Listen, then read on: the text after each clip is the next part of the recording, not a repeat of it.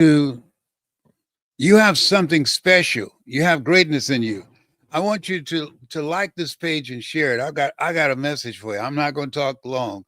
I know that the attention span of people is very short today, but there's some things I want to share with you right now because I just look at all the. I'm not going to give up the internet for the crazies or people just dancing and shouting. No, no. I got something I want to say, and I don't know how much time I got left. I am 80.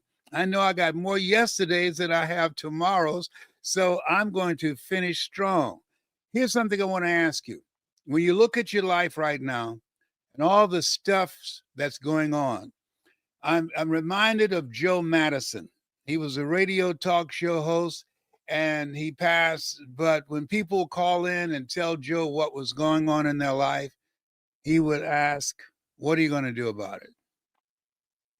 And that's a good question. When we're looking at all the stuff that's going on now and all the rights that we fought so hard for, they're now being stripped away. When we look at education, now efforts to just take our history out of the educational curriculum, all kind of methods and techniques to strip us of business opportunities and lock us out of the system. The question becomes, what are you going to do about it? When you look at just in the past 9 months, over 300,000 African American females have lost their jobs, and millions of people are losing their jobs in private industry and in the government because of the changes that are going on, and just the craziness, the distractions every day, being manipulated by algorithms and being caught off guard every day. You just get up wondering what shoe's going to drop today. I want to share something with you that I've learned, and I'm speaking from a place of knowing. So let me talk to the people that have lost their jobs. I want you to change your perspective. I want you to not think in terms you've lost your job. I've lost jobs. I know what it is to wonder, how am I going to pay my bills? I know what it is that you can't do it now, but we used to hide our cars. My cousin Boo, when I was behind on my car payments and he was behind on his car payments, he would park his car at my house and I would park my car at his house. And then one day I came outside and my car was gone. That was Boo's car. And I called Boo. I said, "Boo, they took your car." He said, "They took yours too." We both were behind on our bills. But now with technology, you can't hide the cars anymore.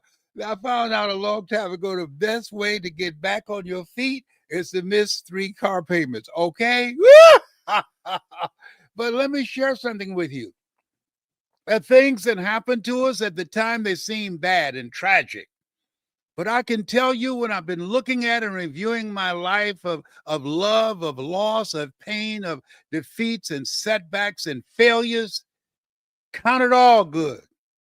Count it all good, because all the stuff that you've gone through and I've gone through has caused us to be who we are now. There are character building experiences. If you understand what I'm talking about, please text me right now or just leave me a message, send me some flames or something up in here saying, "Come on, I feel you, Les. I feel you."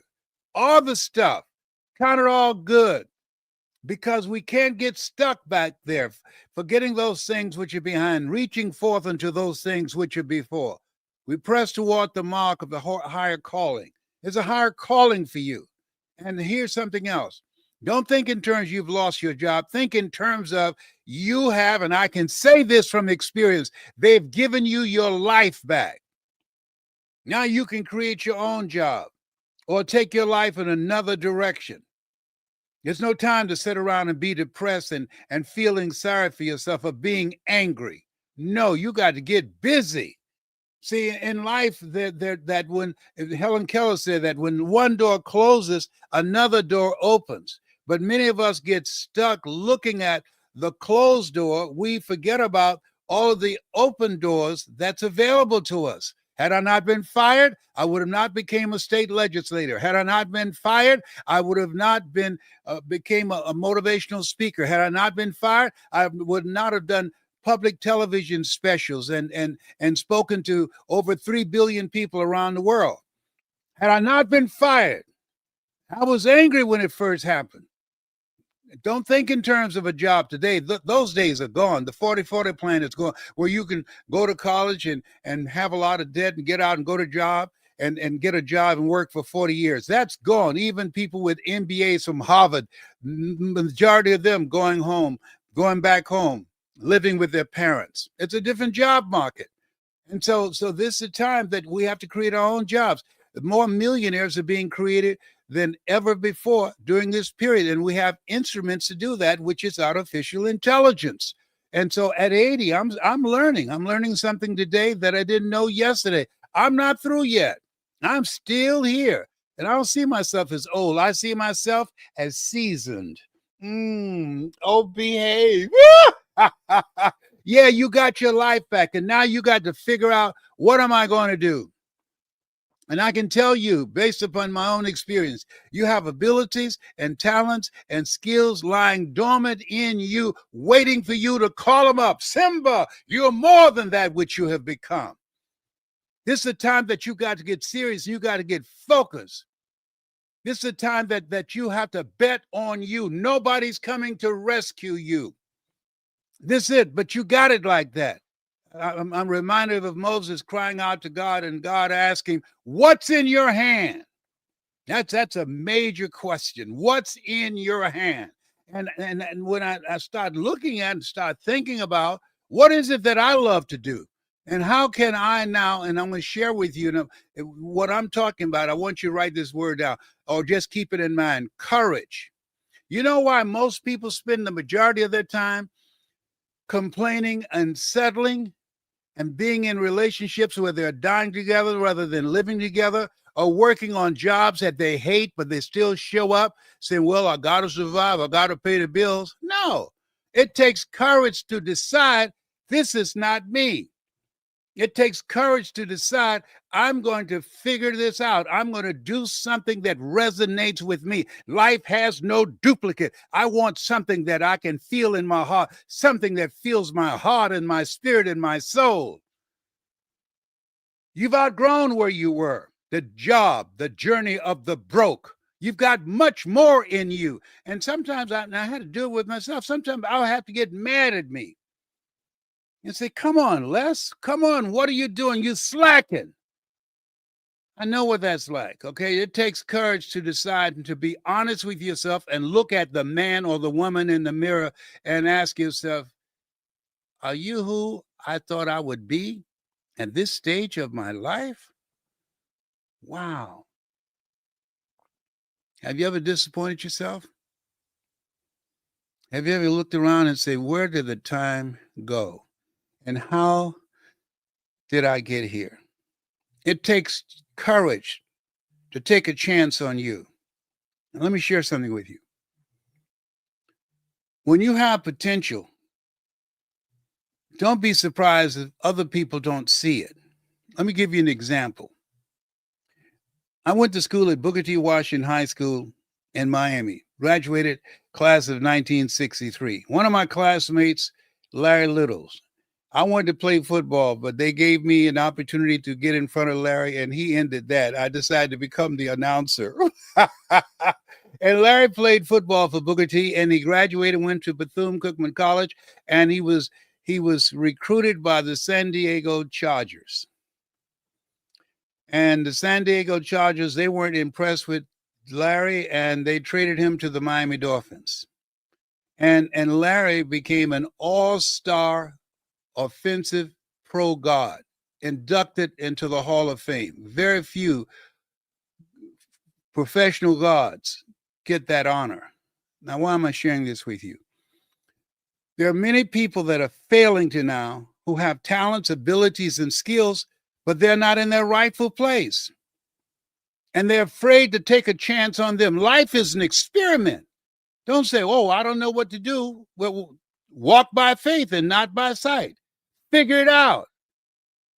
Now, and so he was, how's it possible? Traded from the San Diego Chargers, go to the Miami Dolphins, and all pro for 12 years in a row and inducted into the Hall of Fame because he was not in his rightful place in San Diego. You've seen people who've been in one position on a job, talented and skilled, end up losing that job, go to another company, and they get in the rightful place where they're supposed to be, and they become a star. We see people, athletes, riding the bench. They go someplace else, and they become a star. You have star power if you get in your rightful place. Your place is more important than anything you could ever imagine. All of us have a rightful place. God didn't create man and then had us dangling in the air until he created a place for us. He created a place for us first, and then he created us. So you've been fired. That's not your rightful place. They fired me from WVKO. They fired me several other places. That was not my rightful place. No. And I decided I'd take the courage to do this. It takes courage, and here's something else. As you look at yourself, it takes competence. What do you mean by that? You got to find something that you are supposed to do, something that's a calling on your life. I do this because this is a calling on my life. I was born to do this. I have friends who that they sing. I have friends who they're an artist. I have friends, they have leadership potential. I have friends, they're athletes. That they're people. I believe all of us have something in us, but most of us get caught up and distracted by life that we don't pursue it. A friend I went to school with, and I remember all during school, she said she's going to become an attorney. And I saw her years later. I said, "Hey, are you an attorney now?" She said, "No." I said, "What happened?" She said, "Life got in the way.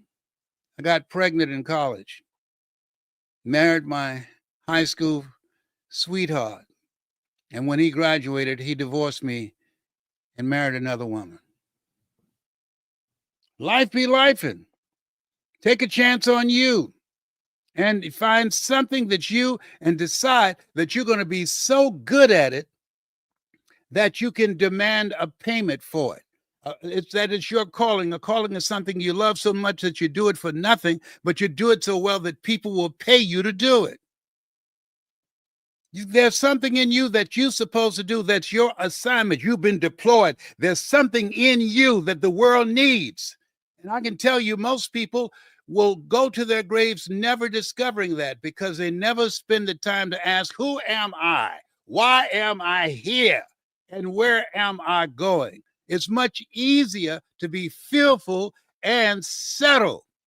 And this is a time that being average is gone. There's a book called Average is Over. Yeah, you got to be extraordinary. I knew when I decided to speak, I was not going to be put in a box. I wanted to speak around the world to all types of groups and people. And I got the receipts to prove it. You go online and put in YouTube, Les Brown speaking, "It's not over till I win," or Les Brown, "It's possible," or Les Brown, "You got to be hungry." I got the receipts. I know what I'm talking about, but I put in the time, I put in the work, I put in the effort. Most people won't do that. There's no competition today. But most people are trifling and lazy and sorry, like I was, and coming up with excuses, and was upset with the guy who fired me. I didn't like him. He didn't like me. And I'll never forget. And I came home and said, that Bert, he's stupid. He's a jerk. And my wife asked me, if he's such a jerk and stupid, why is he signing your paycheck? Whoa, that's a wake-up call. What does that make me? If he's stupid and it's a jerk, what does that make me?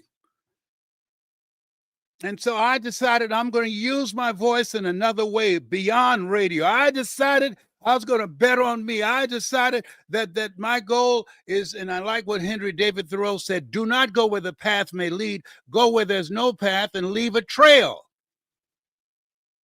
You've got something in you, and it's time to hold yourself to a higher standard. It's time for you to stand out and understand you have no competition.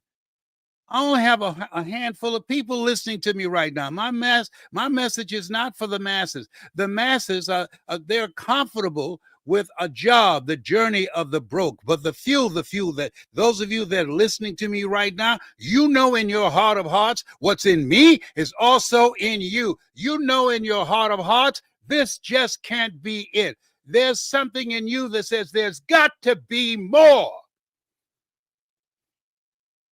It's got to be more than this.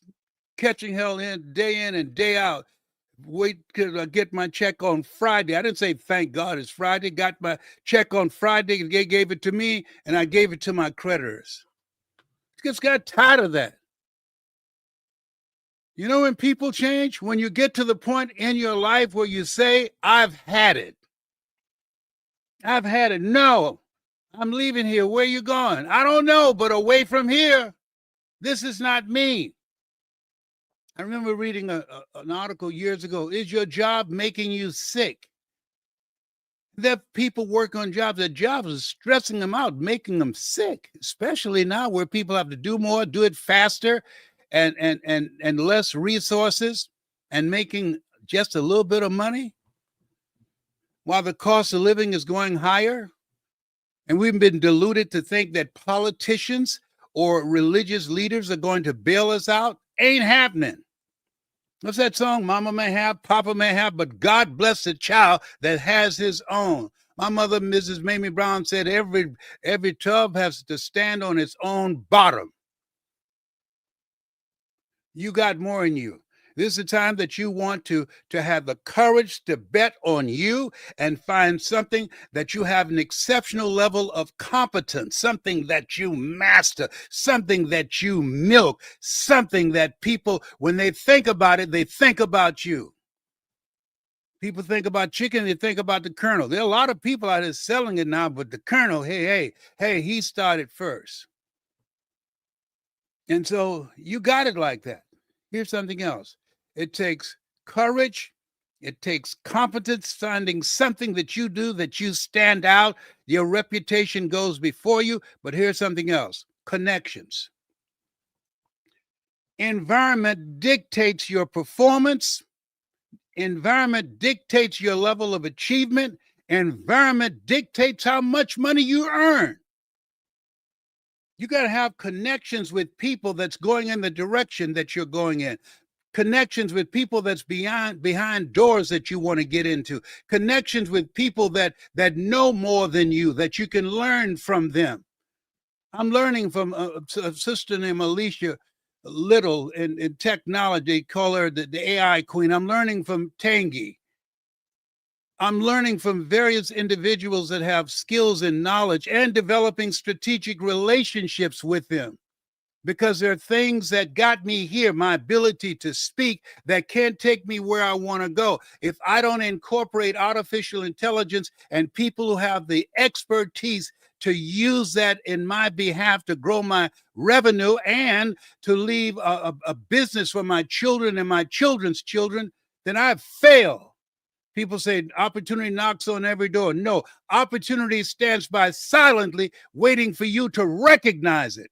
And I recognize that I can use artificial intelligence as I'm talking to you now. I used to go from city to city, hotel to hotel. Technology eliminates geography. People say, oh, AI is of the future. No, it's now. My nephew, my grandson got a job, went to school to become a CPA, and he passed the test and got a job. And then they fired him and 1/3 of the staff in a short time because they were being replaced by artificial intelligence, Chat GPT. This is a time that we have to be serious. And here's something else. And listen to me closely on this. This is major. Don't miss what I'm about to say to you. Don't focus on the reality. What do you mean by that, Les? Don't focus on the madness and the craziness that's going on now. Get a vision of where you're going and focus on that. I'll give you all your eyes can see. Don't focus on the stuff that's going on right now. People say garbage in, garbage out. No, hell to the no. Garbage in, garbage stays. You get angry. You just feel hopeless and powerless and feel there's nothing for you to do. No, you got to focus. Where focus goes, energy flows. You got to go all in on protecting your mind, protecting your sanity, protecting your peace. This is it. And nobody's going to rescue you. Nobody. This is a time that I like what Jackie Robinson say. I repeat it all the time. He said, don't make it a level playing field. Just let me on the field. I'll level it myself. I remember when I first got on a major stage, they used me, the last speaker. All the speakers before me, they had 90 minutes. They gave me 15 minutes. And your ability to stay on the tour was based upon how much impact you can make with the audience and sell products. I had 5 minutes to introduce myself and relate and identify with the audience, 5 minutes to give my presentation, and 5 minutes to sell my product. And they said, you didn't make the cut. That's the best thing they did to me, because I said to myself, I'm going to be so good that I'll create a demand for myself. I have my own seminar, my own workshops. They will never hire me unless they pay me 10 times more. That was the best thing they could have done to me. That was wrong, but it was a blessing. In life, you will always be faced with a series of God-ordained opportunities, brilliantly disguised as problems and challenges. Don't come for me. I didn't call an Uber. I'm not the one. And as I walked out the room, the other speakers, they held their head down. But I said to myself as I was walking out there, yeah, that's okay. That's okay. I'm going to be so good. Y'all going to call me again. You're going to be glad to call me again. I'm going to create such a demand for myself. On this day, you will remember this day. And they did call. And they paid. They paid 2 times more. Oh my goodness. Listen, the best revenge is massive success. This is a time that you have to focus on you. They demanded of Jesus, when the kingdom of God shall come, he said, the kingdom of God cometh not by observation. They shall say, it's neither lo there, lo here. Behold, the kingdom of God is within you. It's in you. You got to work on you, your level of accomplishment, your level of increasing your income, your level of impact, your level of the kind of life that you want to live that will stand out and be exceptional, that will affect generations yet unborn, your ability and your vision to have the mindset of creating a legacy for your children, your children's children. We were selected and chosen for this time. This is not the end of the story. No. And if you're still listening to me, you know I'm telling the truth.